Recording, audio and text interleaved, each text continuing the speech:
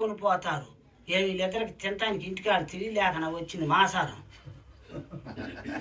అంటే మాసారంలో మరి మహానుభావులు మహాతల్లులు ఉన్నారు కనుక ఏదైనా ఒక మొక్క చెబితే పట్టుకుంటారు, జన్మ కడ తీరుద్ది. ఎందుకంటే ఈ మాయదారి జన్మలు ఎప్పుడు రాలిపోతాయో తెలియదు.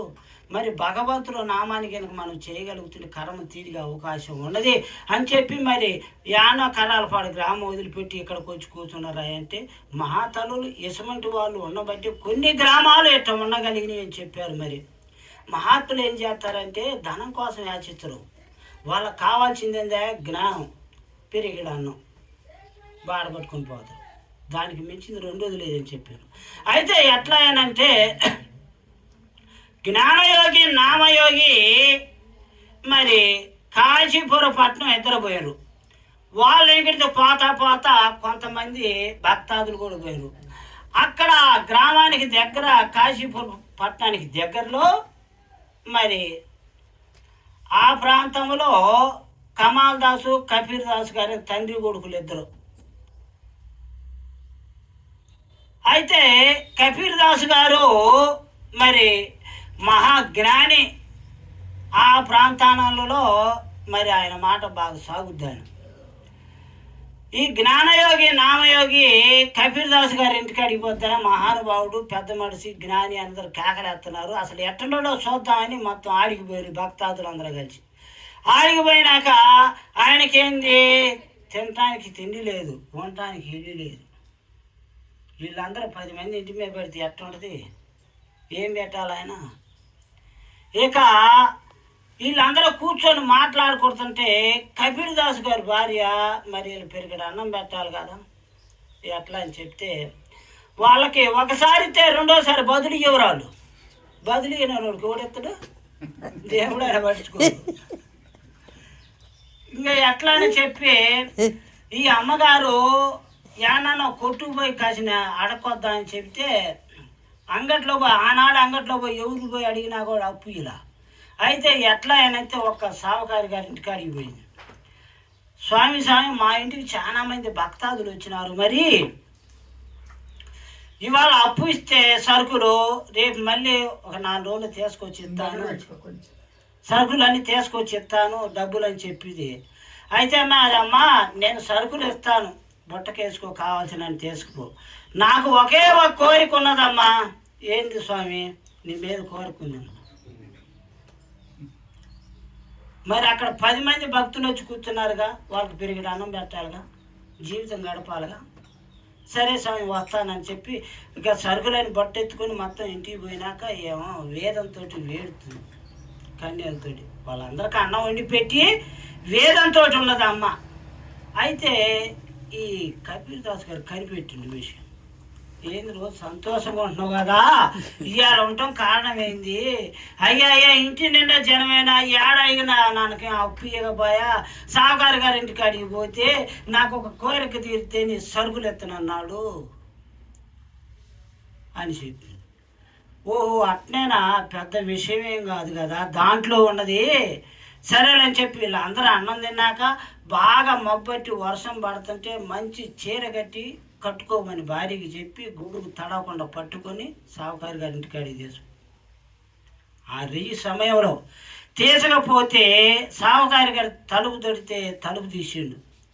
ఏందమ్మా ఈ వరకాలు వచ్చినవురా? స్వామి నేను ఒక్కదాన్ని రాలా, మా ఆయన కూడా వచ్చిండు వెనక మారలే. నేను ఆవసం దండం పెట్టిండు. ఈ సమయంలో ఈ వేళలో భార్యని భర్త తీసుకొచ్చేవాళ్ళు ఎవరా ఎన్నుడని పాదాల మీద పడి నమస్కారం చేశాను. సత్యం అంత బలంగా ఉంటుంది నమ్ముకొని ఉంటే. సరే మరి ఇక వాళ్ళు పోకుండా మళ్ళీ తెల్లారి కూడా ఉన్నారు. తెచ్చిన బచ్చం అయిపోయిగా మళ్ళీ అడ జరగాల. అయితే కమాల్ దాస్ గారు కబీర్ దాస్ గారు ఏం చేసిండ్రు, అబ్బాయి లాభం లేదు ఇయ్యాలా, మరి సావుకారు గారింటి కన్నం వేద్దాంరా బొయ్యి అని చెప్పారు. వామ్మో నానో నీ పేరు దేశాల్లో మారు మోగుతుంటుంది కానీ నువ్వు సావుగారింటికి కన్నం వేస్తావా, ఎంత పని అని అంటే కాదురా బయలుదేరు అని చెప్పి చిలకపార గడ్డపార అన్నీ తీసుకొని బయలుదేరి సావుకారి ఇంటికి కన్నం వేశారు. అయ్యో కమాల్ దాస కుమారా మనకి మరెన్నొద్దురు ఒక మాయన బియ్యం 1 కిలో నూనె ఈ పూటకు సరైపోయి మోయనంగానే పెంచొద్దయ్యా. అయితే నాన్న అంతే నన్ను శుభ్రంగా కొడుకు కొట్లో దిగినాడు. ఆ సరిపోయి మోయనంగా మూట కట్టుకున్నాడు.